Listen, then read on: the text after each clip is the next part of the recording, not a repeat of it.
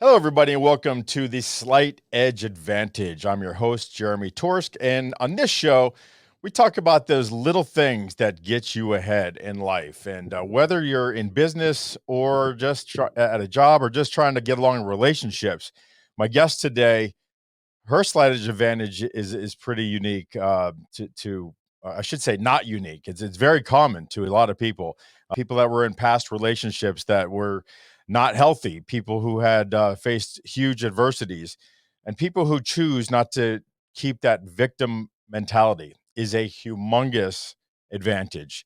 And my guest today is going to talk to us a little bit about that and a lot more about what she's doing today, focusing on her work and in helping people get insurance coverage that they need for their families.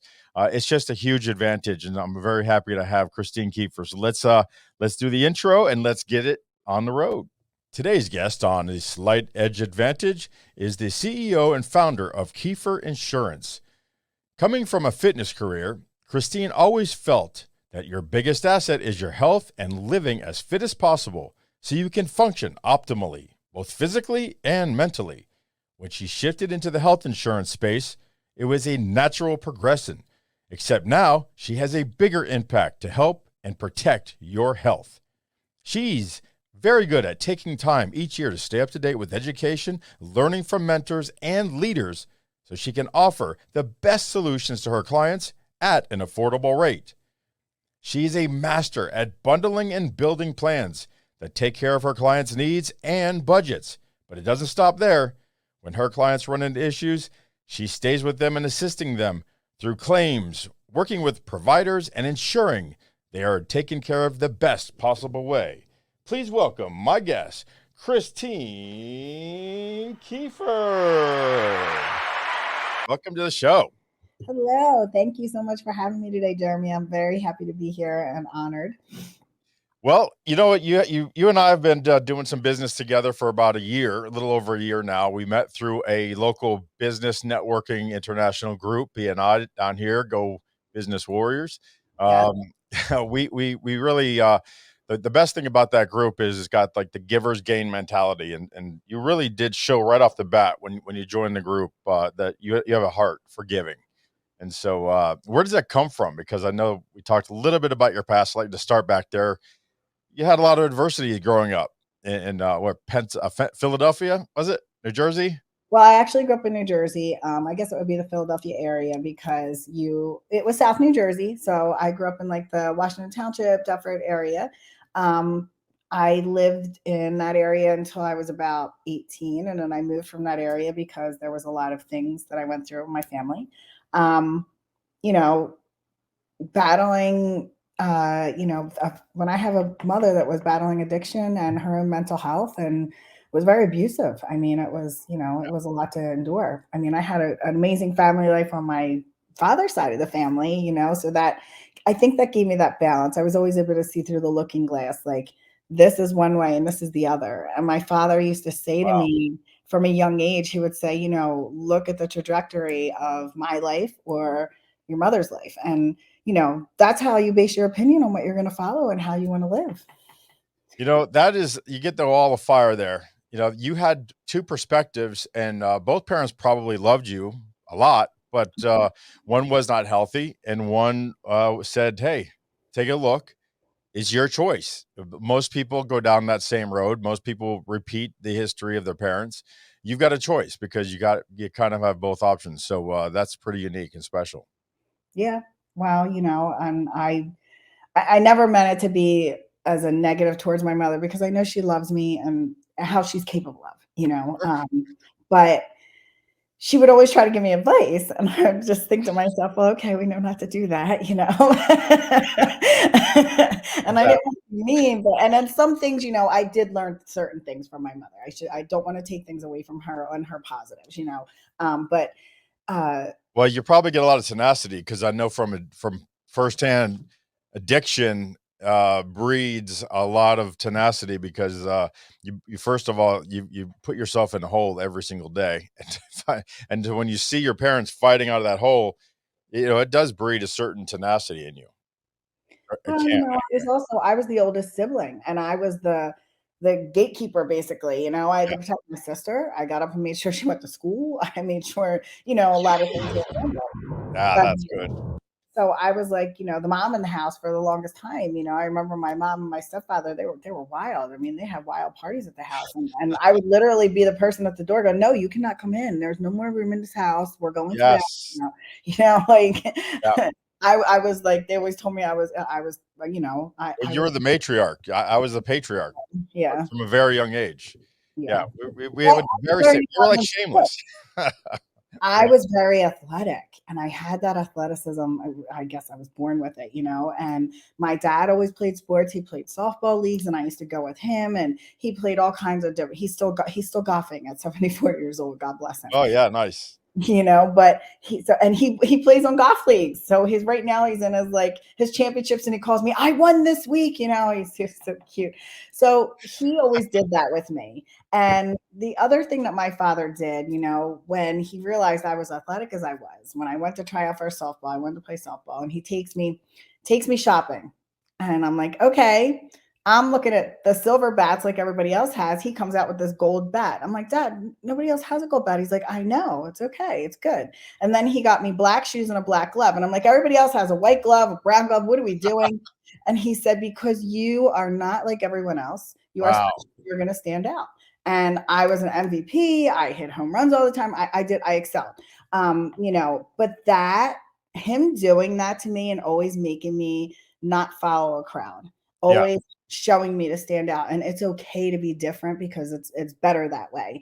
yes, And that followed me my whole life. And then when I trained martial arts, I was a teenager, and that gave me another self-discipline. And those disciplines have followed my entire life. And fitness was something that when I got into that, I had my daughter, I was 18, and her father wound up being just like my mother. I mean, they partied together. So I went from the frying pan to the fire. yeah, Me, fitness was my escape. It was my way for me to stand up. It empowered me every single day. I would do Tai Bo in my living room, and I would be trying to get out of this situation with her dad. And I would say to myself, and I would listen. And Billy Black's literally going, "You can do anything. You yeah, do this. You can do anything." And I would repeat that over and over in my head. And I did. I got up. I walked away. She was only 3 years old. I worked in nightclubs in Philadelphia. I did things I didn't want to do, yeah. at the time. But I said, you know what? How to do it. Changed my life.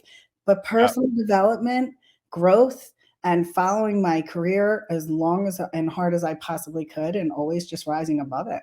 That's right. Yeah. And so that's the whole thing is you've seen it, you know where it was going to lead, but then watching yourself, it could have just gone down that road in perpetuity because, I don't know why we're wired that way to kind of repeat after our parents' bad habits. And And unfortunately, my sister did go down I that. know. You I know? was going to ask, I was going to say, I know you have a sibling because you mentioned it before, but also we know each other personally. And I have also my sister, and I had a brother, and my sister's husband, Rick. They both shot themselves. Oh, My brother Wesley and Rick both committed suicide. My sister, she had, a life that I wouldn't have chosen. It is a great life. I mean, for her, she's doing great in her life. But we just had different aspirations after we got into our 20s. Um, Luckily, neither one of us really went down the rabbit hole of the drugs and the alcohol. My brother did, and Rick did. But man, it's just we put ourselves in these situations time and time again with these abusive relationships. I think I was the one that got furthest away from it the fastest. My sister took her a lot longer. I mean, she battled for years and years and years with Rick. They have kids together, and luckily, I'm very close with them. But I see it repeat itself over and over and over again, and it's not that hard to really change it. It's all right here. It's a choice, and it's as simple as that. And it's not easy, but it's simple. It is a choice. you have to make those non-negotiables for yourself. Yeah, And I had these women that would always attack me and be like, they would tell me I was selfish because I took that, my work ethic, sure. my time. That was, You're I don't goddamn right. I'm selfish. you know what I mean? Like, this is what I'm doing for my life. I still get that to this day because I Good. moved to Florida and I still chase my dreams and my goals. And they're like, well, Yes. you left. But now coming full circle, my sister is doing a lot better. My mom has no choice but to be sober, and my sister had to move in with my mom. My mom now has cancer, and my sister has Yeah. to be there to help her. So they She's are lucky helping to each have her. other. She's And I very lucky feel to have her. so, God, if you believe in that higher power, brought them together full circle right now for a reason in their life. And I stay here and I try and help, and I just always reach out when I can Yeah. and do the things I can when they allow me, because they keep me very distant. You're probably better off for that.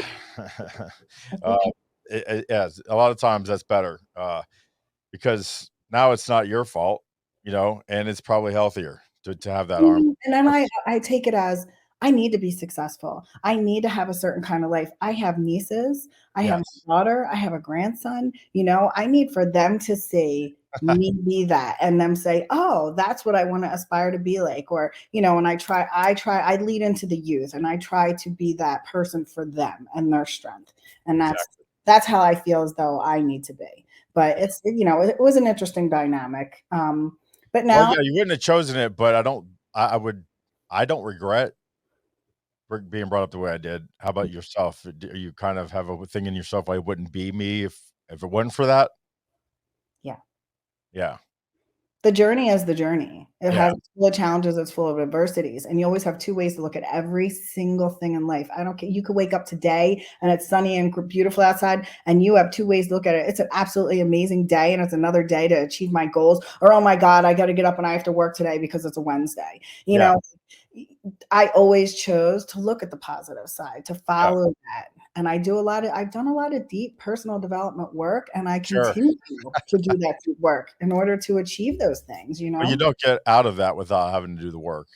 No, Yeah. not at I mean, all. like I said, it's not simple or it's not easy, but it is simple. And these choices that you make to do the work and to get yourself away physically from spatially away and also emotionally away, and then putting that work in is hard, but it is a very simple choice, you know? It is a choice, and you and I both chose the choice of not to fall into that victim mentality, and I'm Nope. sure you see it too with those people that have those addictions and have those problems, and you just wanna grab them and say, "All you have to do is come and think this way." You constantly are thinking that they're a victim, that this is happening to them, and everybody's going after them, and this and this and that, Oh, yeah. it's a constant victim mentality, but, Yeah. what you need to realize is you're really not that important to the rest of the world. It's all up to you. Oh, that's funny. You're really not all that or a bag of I chips. mean, if you really want to break it down, You're um, special just like everyone else. but to give back, if we, going through everything that I've gone through and overcoming that, if I don't give back in the ways that I can give back and try and help other people or share my story, which I didn't for the longest time because I was always afraid of how they always tell me I'm the selfish ones, but in my opinion, they're very selfish. They've never Yes, done the they are. thing, We are all selfish. but they do the things not to become better. Yes. They attack me. Hey, you're gonna live your life the way you live. I don't judge you. You are what you are. I'll keep you That's busy, right. Right, but but, you're not gonna either benefit either from all my hard work too, I mean, not when you're in that state, because you takers know? will always take. Givers Take have to have takers take. boundaries. That's right, and so I think we're both selfish. Selfish isn't the point.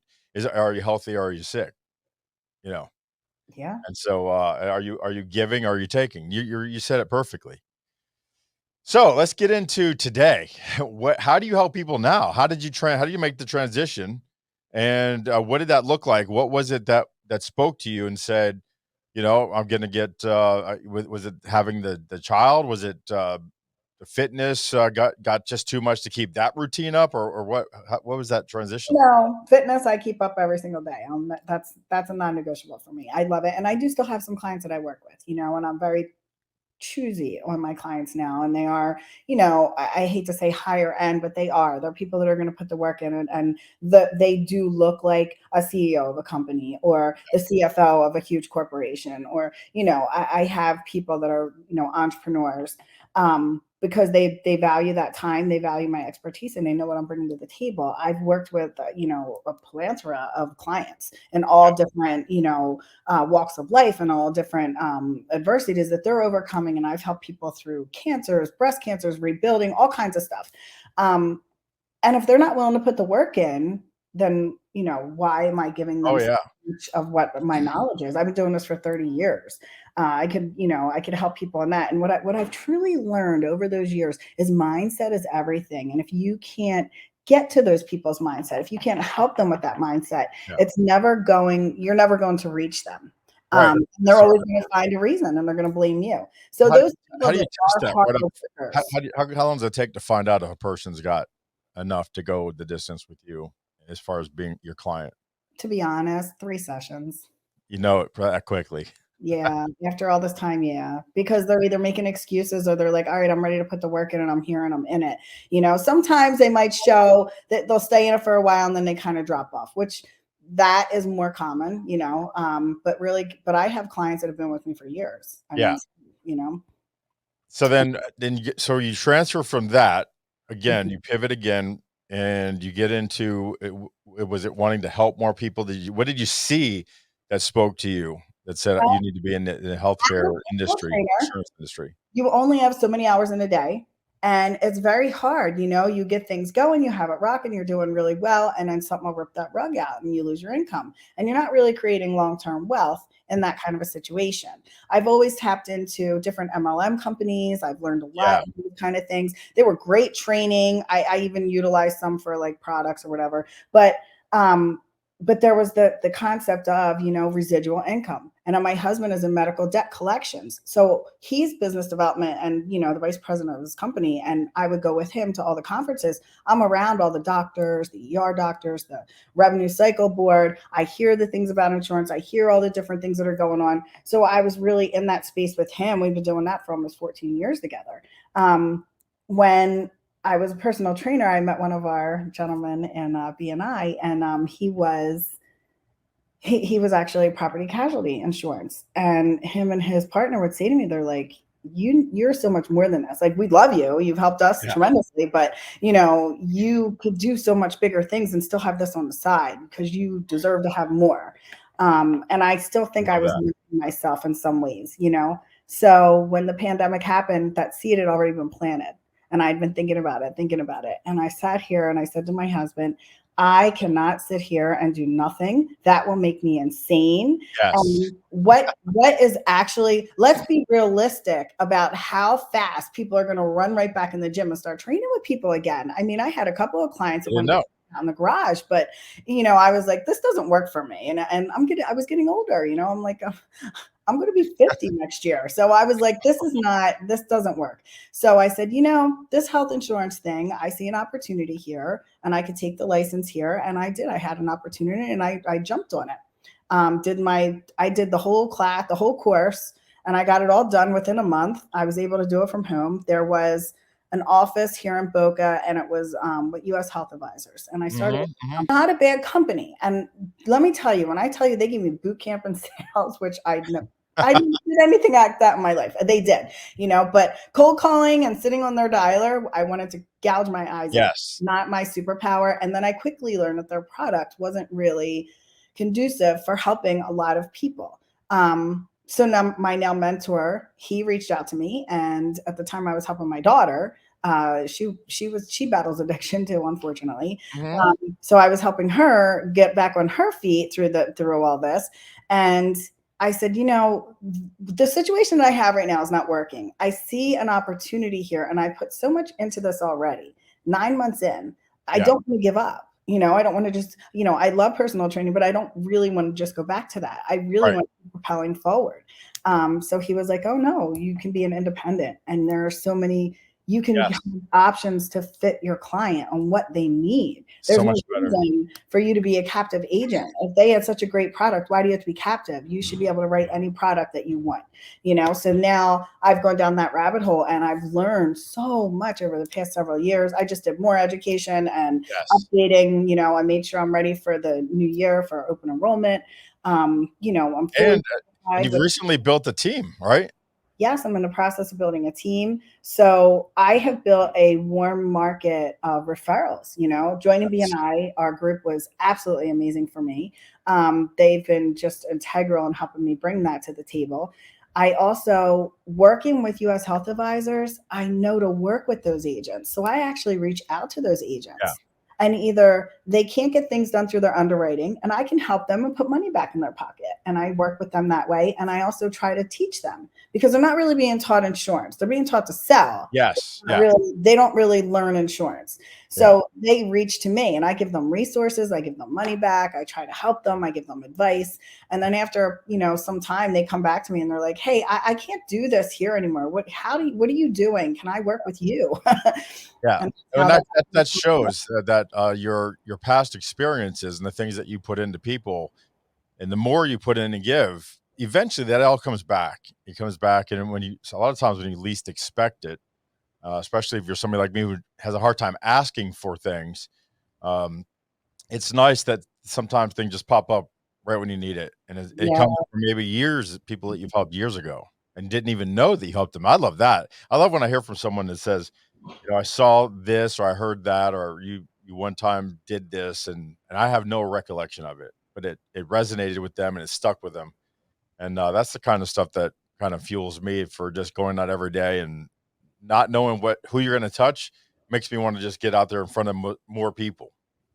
Well, the one thing that I'm struggling with, and this is insane to me, because the whole time I was personal training, I always, with my social media, posting positivity, coaching mindsets, all my things, nutrition tips, fitness tips, and all that. Well, since I've been in health insurance, I kind of pulled away, I guess, because I was trying to reinvent myself or whatever. But Oh that's yeah, still true to who I am and what I do. And I'm like, why don't I do that anymore? I used to yeah. do this You all can the do time. both. You can And do both. people still reach out to me and say, you've always been so positive. I miss some of the things you used to do. And I'm like, I Yeah, need to put that out you there. It all do. I works mean, Alex Hermosi does 250 posts a week.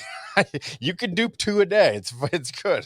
it all works together synergistically. And that's where, now as I've evolved and I continue to evolve and grow, I want to build my platform out even stronger and wide, because I want to bring all these things together. And, your health is your wealth.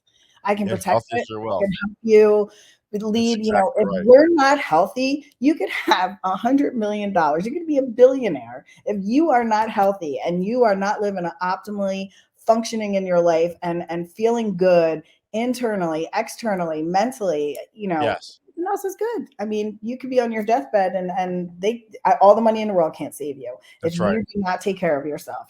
Stress, smoking cigarettes, not eating good, not taking, there's so many factors to that, in my opinion. Yeah, yeah, exactly right. And I put up here on the screen how to reach out to you. It's kiefferinsurance.net. And for those of you who are just listening, it's Kieffer insurance.net.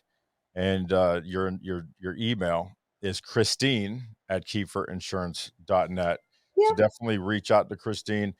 So as we land the plane, so they say, what do you tell people is kind of coming up on re-enrollment? What what would tell them that they need to talk to you? What is it about their plans? Where do you help people in the country? Because it's a national show.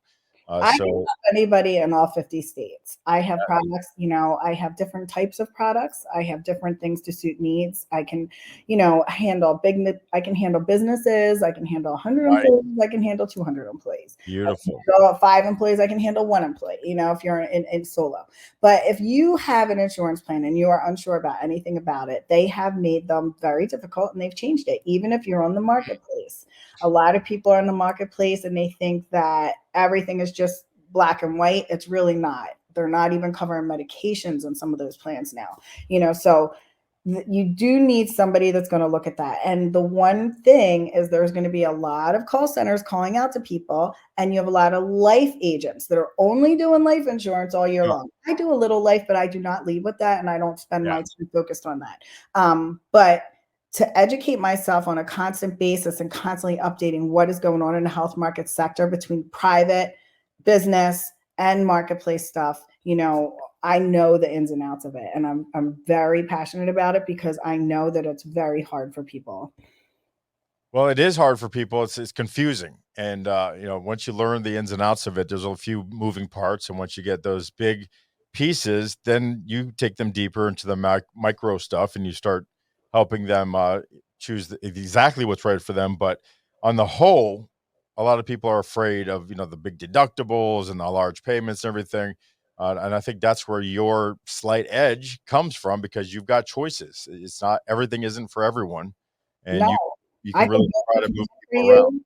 I can build a plan for you. And if you are on a marketplace plan, you do have a deductible, there's something that I can give you, a plan enhancement that's going to wipe out that deductible if you wind up in a scenario. I have Yes. plans that you don't need to be on the marketplace. You can go on a more private sector. And I can bundle those the way you need them. I can do so many different things with the plans. It's really cool. We have a lot of products out there, and it's, and the other thing is, guys, your healthcare is negotiable. Yes. Transparency, that's a big passion project of mine. A lot of I'm people don't know that. I'm a part of a grassroots movement, and they're helping to bring, awareness to the market. That's why you see that with hospitals under the gun having to do that. If you're getting a surgery and somebody's cutting into your body, why don't you shop that out? Why don't you ask a lot of questions? Why do you just trust the first thing that they're saying to you? And this is exactly how much it's going to be. I have a client right now. They're looking at getting a knee surgery for her son, and it's looking to be like $30,000. And I'm like, well, something's wrong here. You have insurance, so let's Wow. figure this out. Don't So trust them right off the bat. helping her fix that instead of her winding up with this crazy bill. So you're an advocate too, as well as, yeah. That's what I love about you, amongst many other things. Oh, well, thank you. Well, I appreciate you. I appreciate you too, and I appreciate you giving me the opportunity to jump in here with you. Yeah, we've been talking about it for a little bit. I'm glad that you're on this week. We're going to be getting this launched pretty quick. You're coming up. I think you're number 9 or 10 actually, and 11 is tomorrow, and then we launch. So a lot of these are going to be dropping very shortly. So I'm glad that you're in here in this first big pop, because I think a lot of people need to hear what you've got to say. I know I need to come on here and start my own. You do. All right. Thank you very much. We'll talk soon. All right, thank you. Well, that's another show in the bag there. Christine Kieffer with Kieffer Insurance, kiefferinsurance.net. She can help you. She can help your family. She can help your employees. Uh, these days, if you've got things on your mind, you can't concentrate. One of the biggest thing is, what happens if one of my kids get hurt? What's going to happen to everything I'm working for? That's what Christine protects. She protects your peace of mind and your well-being by having the right insurance, being in the right vehicle. Uh, so definitely get in touch with her if you need some help. And if she can't help you, she'll recommend somebody who can. That's what I love about her. And that's our program for today. Remember, your slight edge advantage. Put it down in a comment. What is it? Do you overcome adversity easily? Do you let stuff go off your back like water off a duck? Do you look like a duck on the pond, but underneath you're really just paddling faster and faster and no one can see it? And that's your slight edge advantage. What do you need help with? What do you want to get better with? Put that down there too.